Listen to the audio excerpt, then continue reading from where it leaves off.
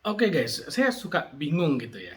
Jadi kalau orang gendut, lalu kemudian mau kurus, mestinya ngapain sih? Pertama, olahraga, mestinya ya. Kedua, diet. Nah, olahraga dan diet itu gratis. Gimana caranya? Jalan kaki, push up, gratis. Diet itu lebih dahsyat lagi. Pertama, gratis. Diet itu gratis loh. Lalu kemudian bikin kita mengurangi pengeluaran yang tadinya makan sehari 50.000 sekarang 30.000 misalnya contohnya. Jadi udah habis nggak usah ngapa-ngapain, enak banget. Jadi dia tuh ngapain? Ya diem aja, nggak usah ngapa-ngapain. Jadi yang biasanya kita harusnya makan lalu kemudian ngambil nasi, harusnya nyuap apa ke mulut lalu kemudian kunyah telan, ya udah kita hilangkan aja aktivitas itu, kita ganti dengan apa ya terserah, mau main HP kayak mau apa kayak mau tidur kayak silakan. Jadi enak banget, udah gratis, gampang, murah, apa namanya, dan wah lebih enak deh. Tapi nggak dilakukan.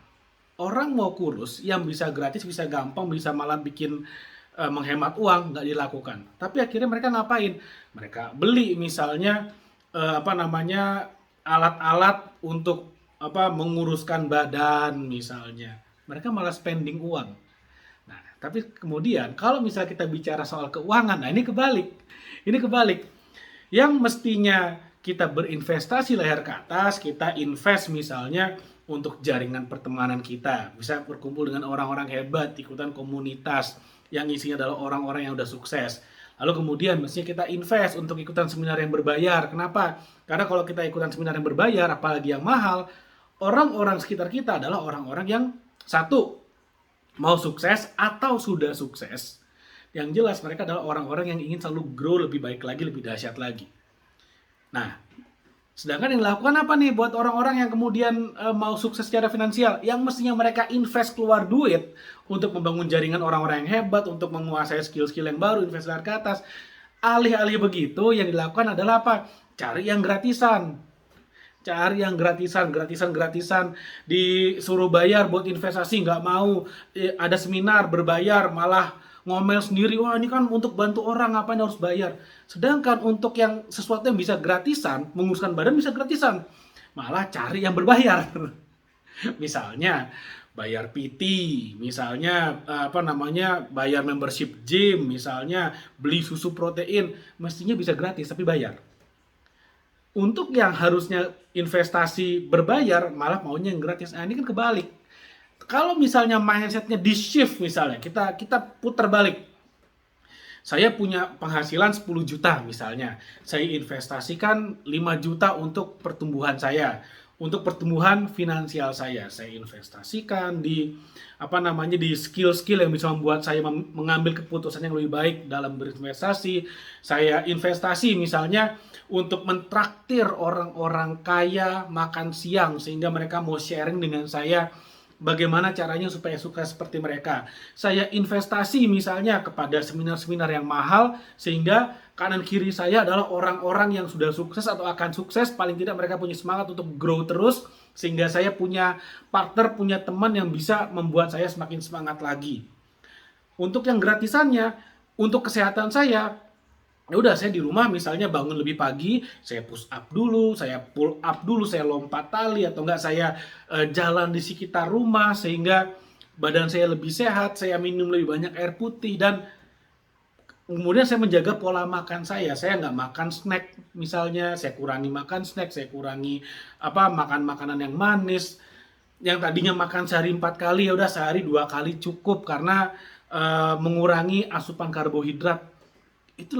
Itu kan cocok gitu. Makanya saya bingung, kadang-kadang ya ketemu orang gitu kan, wah apa namanya, dia cerita gimana caranya supaya bisa lebih hebat lagi secara finansial, ya saya selalu bilang kalau mau mau lebih baik lagi secara finansial, bergaul dengan orang-orang yang udah mapan secara finansial. Jangan kita mau mapan secara finansial, kita mau sukses secara finansial, kita mau bebas secara finansial, tapi kemudian 24 jam sehari kita bergaul sama orang-orang yang lagi struggling secara finansial.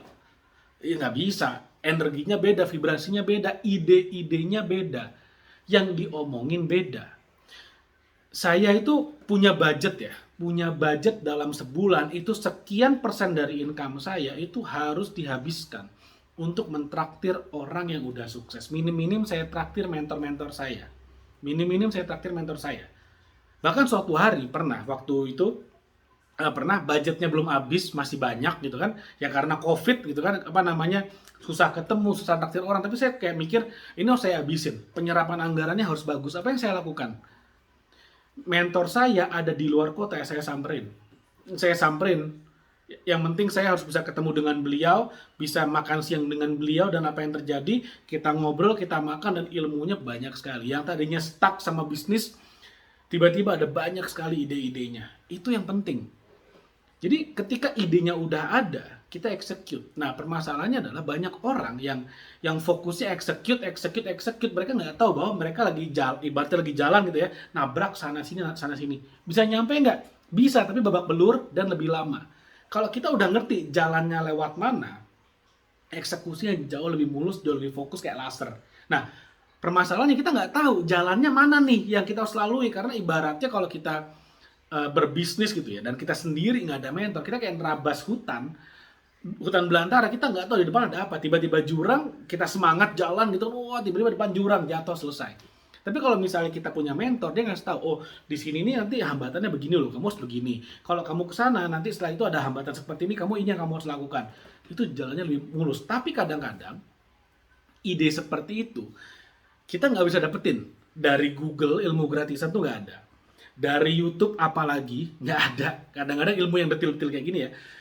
Dari seminar gratisan itu biasanya yang dikasih itu hanya kulit-kulitnya saja. Dan ya iyalah, namanya juga gratisan.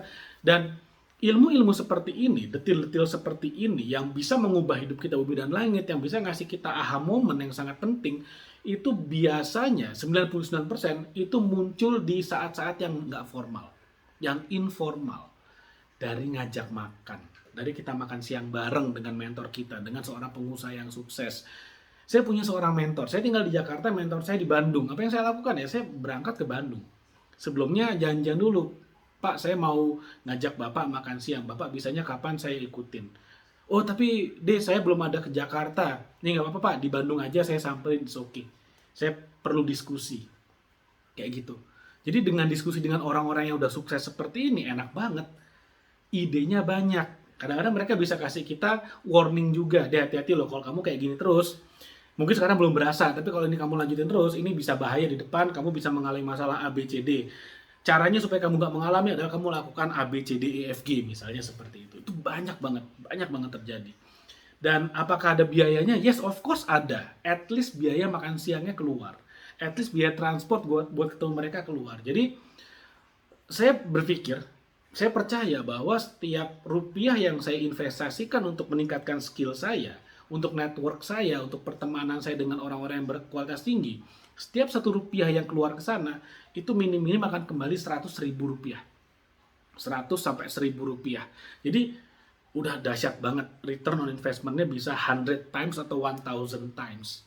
Dan saya udah buktikan juga, ketika saya berinvestasi untuk ikutan seminar yang sangat mahal, ternyata ketika kita take action beneran, kita praktekin ilmunya, nggak nyampe 1 minggu itu udah kembali uangnya. Saya pernah praktekkan seperti itu. So, mulai sekarang coba mindsetnya dibenerin. Saya nggak bilang kita investasi keluar duit untuk kesehatan kita itu salah, nggak. Sangat penting, misalnya membership gym, it's okay, pertahankan. Jangan kemudian setelah nonton video ini, oh saya mau cancel gymnya, saya mau cancel PT-nya. Jangan, karena saya membership gym pun saya bayar, PT pun saya pakai, dan itu berbayar.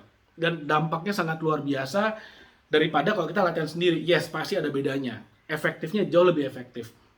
Saya juga invest untuk beli susu protein, untuk kemudian beli makanan-makanan yang berkualitas tinggi. Itu tetap, tapi harus kita pahami bahwa yang namanya investasi leher ke atas itu juga sangat penting, karena hasil dari investasi leher ke atas, dari menguasai skill-skill yang baru yang bisa meningkatkan income kita, itu yang bisa kita pakai untuk kemudian invest di kesehatan kita. Kalau kita nggak punya income, dari mana bisa bayar PT dan personal trainer? Dari mana bisa bayar membership gym? Dari mana bisa beli susu protein yang harganya bisa sampai jutaan rupiah? Jadi mudah-mudahan apa yang saya share bermanfaat. Jangan lupa like video ini, share video, dan subscribe YouTube channel ini. Thank you, sampai ketemu lagi di video berikutnya.